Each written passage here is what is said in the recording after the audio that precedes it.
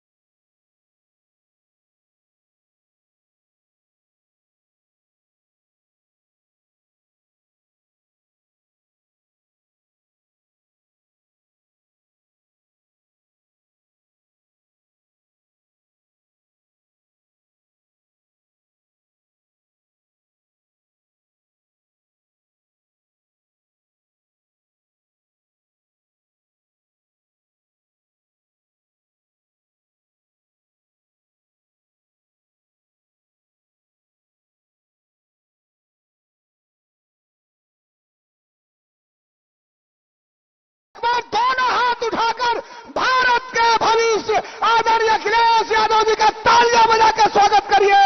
जोरदार तालियां दोनों हाथों से देश के नेता आदरणीय अखिलेश यादव जी का।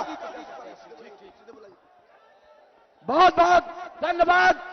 आज हम लोग को जिनको बेचैनी से इंतजार था, समाजवादी पार्टी के राष्ट्रीय अध्यक्ष और इस देश हिंदुस्तान के भविष्य माननीय अखिलेश यादव जी हमारे आपके बीच में उपस्थित है। एक जोरदार तालियां बजा करके माननीय राष्ट्रीय अध्यक्ष जी का, उत्तर प्रदेश के मुख्यमंत्री जी का स्वागत करिए बिना विलंब किए। क्योंकि समय कम है, इसलिए इस लोकसभा के जानदार शानदार प्रत्याशी और इंडिया गठबंधन के प्रत्याशी, समाजवादी पार्टी के प्रत्याशी माननीय छोटेलाल खरवार जी से हम चाहेंगे कि वो आए और अपनी बात को रखे एक सर के साथ। गंगा की कसम, जमुना की कसम, यह ताना बाना बदलेगा। गंगा की कसम, जमुना की कसम, यह ताना बाना बदलेगा। कुछ तुम बदलो, कुछ हम बदले, यह भाजपा का जालिम जमाना बदलेगा। माननीय छोटेलाल खरवार जी, जोरदार तालियों के साथ। धन्यवाद संचालनकर्ता महोदय। मंच पर मंचासीन गरीबों के मसीहा, दलितों के मसीहा, पिछड़ों के मसीहा, समाजवादी पार्टी के राष्ट्रीय अध्यक्ष माननीय अखिलेश यादव जी, मंच पर मंचासीन इस सदर के पूर्व विधायक भाई अविनाश कुशवाहा जी, मंच पर मंचासीन समाजवादी पार्टी के जिला अध्यक्ष बड़े भाई राम निहोर यादव जी, घोरावल के पूर्व विधायक भाई रमेश चंद दुबे जी, सम्मानित मंच मित्रों, समय कम है इसलिए आप लोगों से मेरा निवेदन है कि यह झूठी सरकार को, यह जुल्मी सरकार को उखाड़ कर फेंक दीजिए आप लोग। जितना ये झूठ सरकार बोलती है, इसलिए आपसे मैं कहता हूं कि 4 जून याद कर लीजिएगा। 4 जून को 4 बजे भारतीय जनता पार्टी की विदाई हो जाएगी मित्रों, विदाई हो जाएगी भारतीय जनता पार्टी। इसलिए मैं आपसे कहना चाहता हूं कि इतना झूठ बोलती है कि 15 लाख रुपया खाता में आ जाएगा, किसानों को आय दुगुना हो जाएगा, लेकिन वही इंडिया गठबंधन की सरकार आने पर, समाजवादी की सरकार आने पर 8,500 रुपया महीना में खटाखट खटाखट खटाखट खाते में आ जाएगा महिलाओं को मित्रों। इतना ही नहीं, 500 रुपयों का डाटा और 10 किलो आटा भी फटाफट फटाफट फटाफट खाते में आ जाएगा मित्रों। इसलिए बहुत कुछ नहीं कहूंगा कि कसम है जवानी की जागो जवानों, अरे कसम है जवानी की जागो जवानों, जरा गर्व से सर उठाना तो सीखो। जो तीर तुम पर चलाया है जालिम, वही तीर उस पर चलाना तो सीखो, वही तीर उस पर चलाना तो सीखो। एक बार मंच पर मंचासीन सभी अभिभावकगण सामने बैठे, आप सबको नमस्कार प्रणाम करते हुए जय भीम, जय समाजवाद, जय इंडिया। बहुत बहुत धन्यवाद। अब बिना विलंब किए जो बेचैनी से हम लोग बिना विलंब किए, जिनका बहुत बेचैनी से हम लोग इंतजार कर रहे थे, ये तमाम इस तपती हुई धूप में माननीय राष्ट्रीय अध्यक्ष जी को देखने के लिए जनता उमड़ पड़ी है।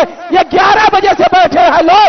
माननीय अखिलेश यादव जी राष्ट्रीय अध्यक्ष समाजवादी पार्टी आए और अपनी बात को रखे। समाजवादी पार्टी जिंदाबाद। एक बार उठाइए दोनों हाथ और फिर से क्रांतिकारी स्वागत तालियों के साथ, जोरदार तालियां होनी चाहिए माननीय राष्ट्रीय अध्यक्ष जी के लिए, पीडीए के सर्वमान्य नेता, भारत के भविष्य आदरणीय अखिलेश यादव जी के लिए। अखिलेश यादव जिंदाबाद, जिंदाबाद जिंदाबाद, अखिलेश यादव इंडिया गठबंधन जिंदाबाद जिंदाबाद, समाजवादी पार्टी अखिलेश यादव जिंदाबाद जिंदाबाद।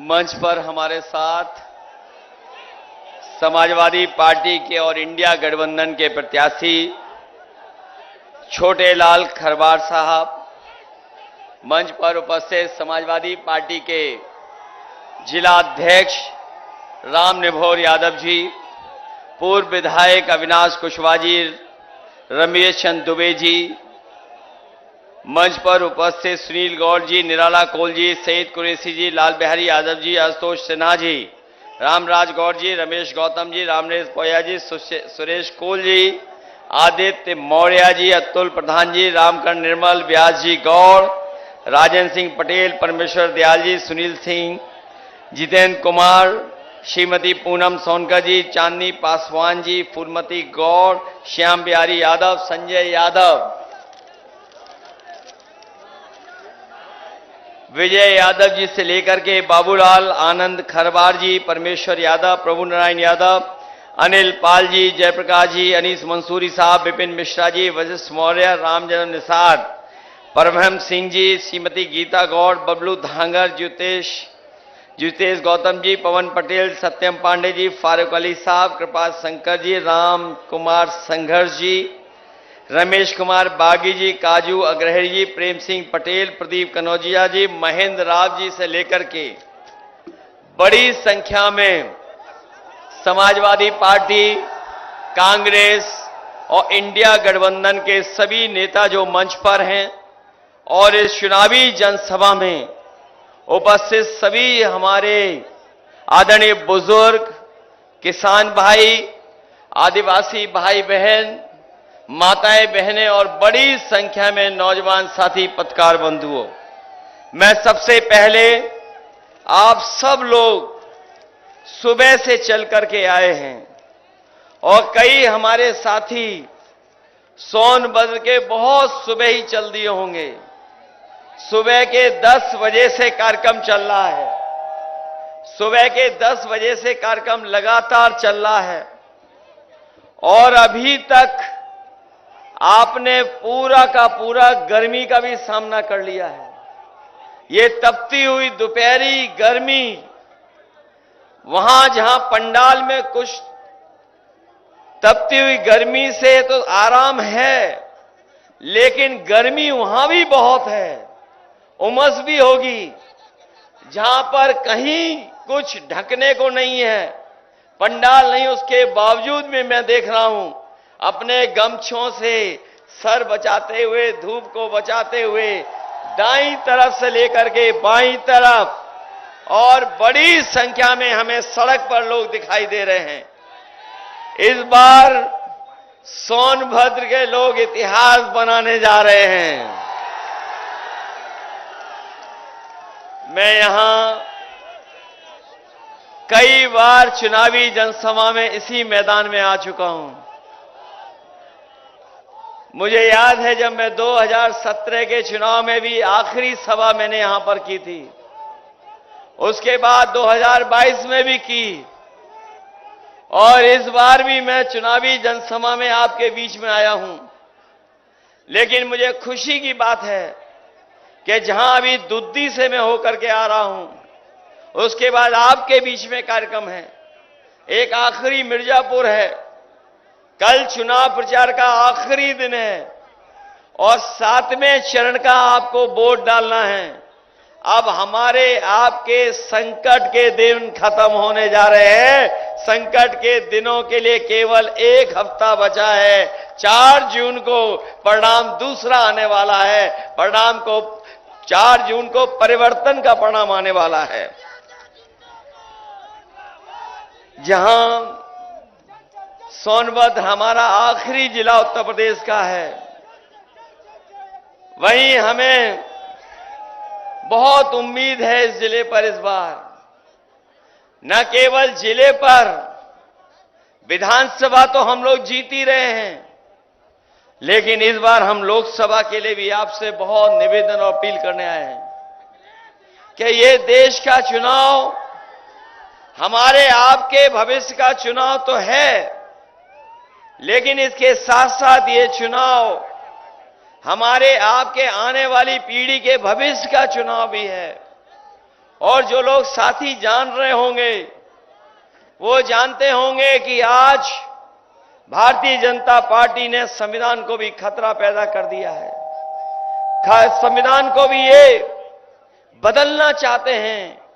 इसलिए मैं आप सबसे निवेदन करने आया हूं, जहां ये हमारे आपका भविष्य का चुनाव है, आने वाली पीढ़ी के भविष्य का चुनाव है, वहीं ये चुनाव संविधान बचाने का भी चुनाव हमारा आपका है।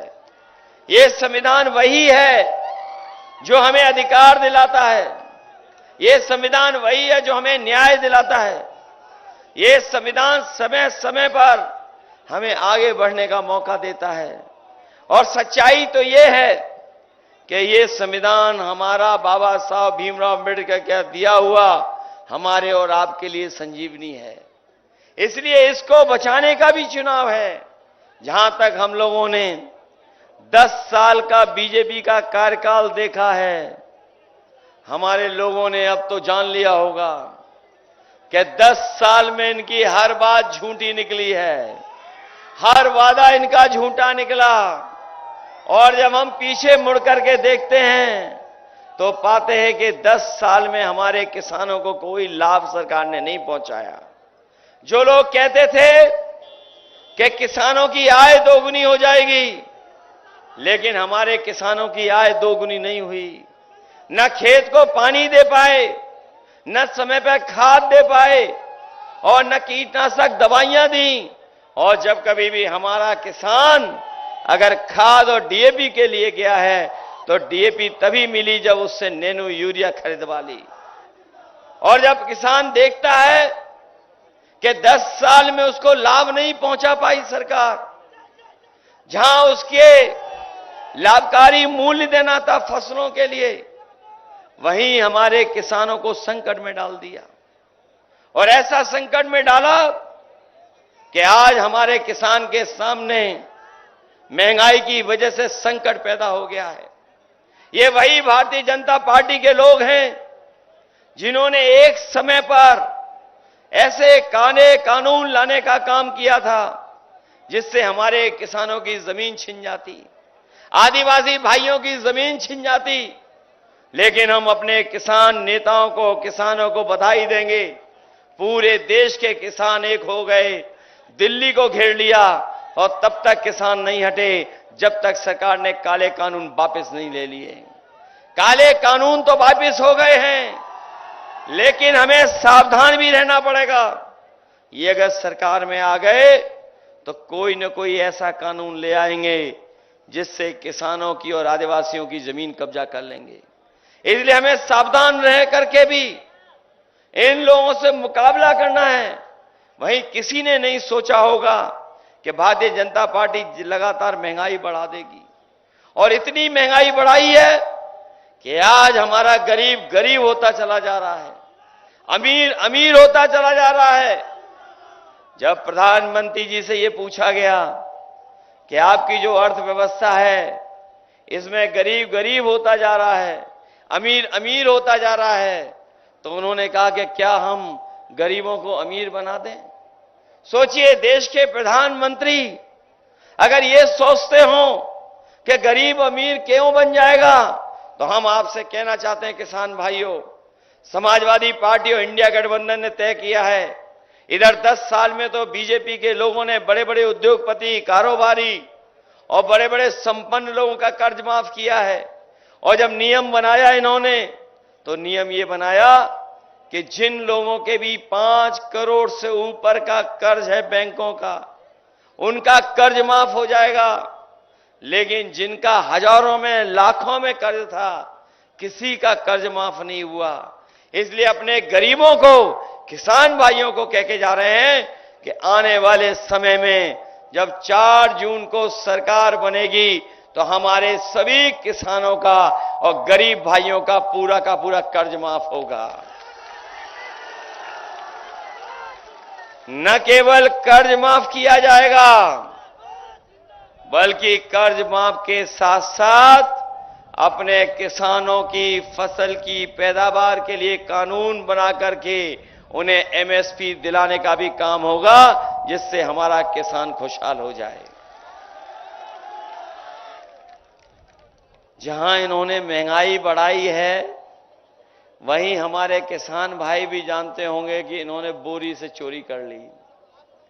पहले 5 किलो चोरी की, फिर 5 किलो चोरी कर ली। यहां जो मौजूद होंगे किसान भाई, बताओ आपकी बोरी से चोरी की कि नहीं की इन्होंने? कभी कभी हम सोचते हैं कि ये बोरी की चोरी कहां से सीख करके आए हैं, तब हमें पता लगता है इन्होंने बाजार में, जिन साथियों ने कभी पार्ले जी का बिस्किट पैकेट देखा होगा, उन्हें याद होगा पहले बिस्किट पैकेट कितना बड़ा आता था, और जैसे जैसे महंगाई बढ़ी और मुनाफा कमाया, बताओ पैकेट कितना छोटा हो गया। आज कितने पैकेट का आ रहा है? कितने बिस्किट का पैकेट आ रहा है पार्ले जी का? 5 का। हम अपने साथी को धन्यवाद देंगे। बताओ पहले कितना बड़ा आता था और अब कितना बड़ा आ रहा है। इसलिए सावधान रहना, ये बीजेपी वाले इतनी महंगाई बढ़ा देंगे कि बाद में आपको एक ही बिस्किट का पैकेट मिलेगा। इसलिए सावधान हो कि नहीं सावधान हो? जहां हम किसान भाइयों को सावधान कर रहे हैं, वहीं हमारे नौजवान जानते होंगे कि जितनी भी इन्होंने परीक्षाएं लिखी, सब परीक्षा के पेपर लीक हो गए। कोई एक परीक्षा का पेपर लीक नहीं हुआ। अभी तक 10 से ज्यादा परीक्षाएं हुई हैं, उन सब परीक्षाओं के पेपर लीक करा दिए। और हमारे नौजवानों को याद होगा, अभी कुछ दिन पहले चुनाव से इन्होंने पुलिस की भर्ती के लिए बड़ा कार्यक्रम किया था, और सरकार ने यह तय किया कि 2 दिन भर्ती की जाएगी, 2 दिन परीक्षा होगी। लेकिन जब परीक्षा देने गया नौजवान और परीक्षा देकर के जब घर लौटा तो पता लगा उसकी परीक्षा का भी पेपर लीक हो गया। अभी तक जितनी भी सरकारी नौकरी मिली है, जितनी भी सरकारी नौकरियों के पेपर हुए हैं, सबके पेपर लीक हो गए, सब परीक्षाएं रद्द हो गईं।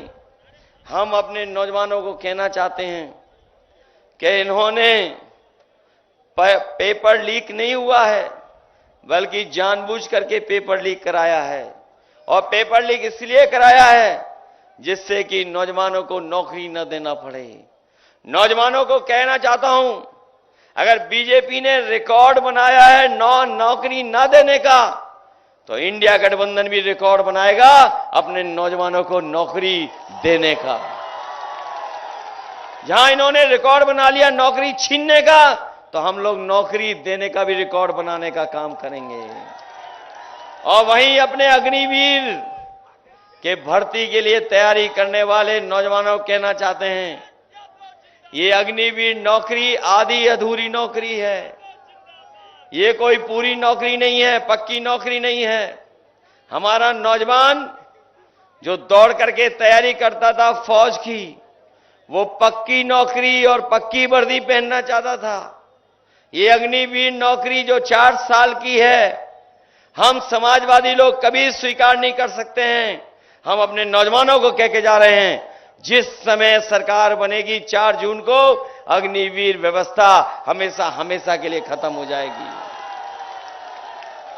न केवल अग्निवीर व्यवस्था खत्म होगी, बल्कि फौज की नौकरियों को बढ़ा करके, और जो सरकारी नौकरियां 30 लाख खाली हैं, उन 30 लाख नौकरियों को और फौज की नौकरी बढ़ा करके अपने नौजवानों को नौकरी देने का काम आने वाले समय में होगा।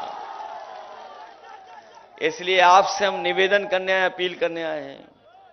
आपने वो समय भी देखा जिस समय इन्होंने राशन बांटने का काम किया था। जिस समय 2022 का चुनाव था, बीजेपी वाले बहुत गरीबों को राशन दे रहे थे, चने की दाल दे रहे थे, चना दे रहे थे, रिफाइंड तेल भी दे रहे थे, नमक भी दे रहे थे। और जब वोट मिल गया, सरकार बन गई, तो बताओ आज राशन में क्या दे रहे हैं गरीबों को? बताओ राशन में क्या मिल रहा है गरीबों को? न जाने क्या दे रहे हैं राशन में। इसलिए अपने गरीब परिवार के लोगों को कह के जा रहे हैं, उन्हें भरपेट खाना भी नहीं खा पा रहे हैं, इसलिए राशन की मात्रा बढ़ाएंगे। और जिस तरीके से संपन्न लोग, जो लोग शहर में रह रहे हैं, जो बड़े लोग हैं, आजकल पैकेट का आटा खरीद करके खा रहे हैं, जो न केवल गुणवत्ता में बेहतर है बल्कि पौष्टिक भी है। हम अपने गरीब परिवार के लोगों को कह के जा रहे हैं कि राशन तो बढ़ाएंगे ही बढ़ाएंगे, वहीं पैकेट के आटे के साथ साथ आपको डाटा फ्री उपलब्ध भी कराने का काम होगा। क्योंकि जहां राशन की मात्रा बढ़ेगी, उससे पूरा परिवार भरपेट खाना खा पाएगा। पैकेट का आटा जो गुणवत्ता में और पौष्टिक है, उससे हमारे गरीबों का स्वास्थ्य बेहतर रहेगा। और वहीं डाटा इसलिए क्योंकि डाटा के बिना आजकल बहुत सी चीजें चलती नहीं हैं। अगर डाटा होगा तो हमारा मोबाइल भी चलेगा, डाटा होगा तो हम जानकारी भी हासिल कर लेंगे, डाटा होगा तो अगर हमें फॉर्म भरना होगा, ऑनलाइन पढ़ाई करनी होगी, तो वो भी हम लोग कर लेंगे। इसलिए पैकेट के आटा के साथ साथ अपने गरीबों को डाटा फ्री देने का भी काम होगा। हमें और समाजवादियों को याद होगा, जिस समय समाजवादी सरकार थी तो गरीब परिवार की माताओं बहनों को समाजवादी पेंशन से हम लोग सम्मान दिलाने का काम करते थे। सोनभद्र और मिर्जापुर जिले वो रखे गए थे जिसमें हर गरीब परिवार की माताओं को हम लोगों ने 500 रुपया पेंशन देने का काम शुरू किया था। जिन साथियों ने हमारे 2017 का घोषणा पत्र पढ़ा होगा, 22 का घोषणा पत्र पढ़ा होगा, वो जानते रहे होंगे कि हम लोग माताएं बहनों को 3,000 रुपए देना चाहते थे। गरीब बेटियों को पढ़ने के लिए विद्याधन दे रहे थे 30,000 रुपया। लेकिन अब जब हम लोग दिल्ली की सरकार बनाने जा रहे हैं तो अपनी गरीब माताओं बहनों को कह करके जा रहे हैं, समाजवादी पार्टी और कांग्रेस और इंडिया गठबंधन के लोगों ने तय किया है कि सरकार बनेगी तो अपने गरीब परिवार की माताओं बहनों को 1 लाख रुपए उनके अकाउंट में पहुंचाने का काम होगा। न केवल 1 लाख रुपए अकाउंट में पहुंचाएंगे, बल्कि उनकी पढ़ाई के लिए भी केजी से लेकर के पीजी तक उन्हें कोई पैसा नहीं देना पड़ेगा, पूरी की पूरी पढ़ाई फ्री होगी। जब समाजवादी सरकार थी तो एम्बुलेंस भी चला दी थी हम लोगों ने। एम्बुलेंस गांव-गांव पहुंच करके मदद करती थी। जिला अस्पताल को भी बेहतर कर दिया था। कई अस्पताल भी बनना शुरू हो गए थे।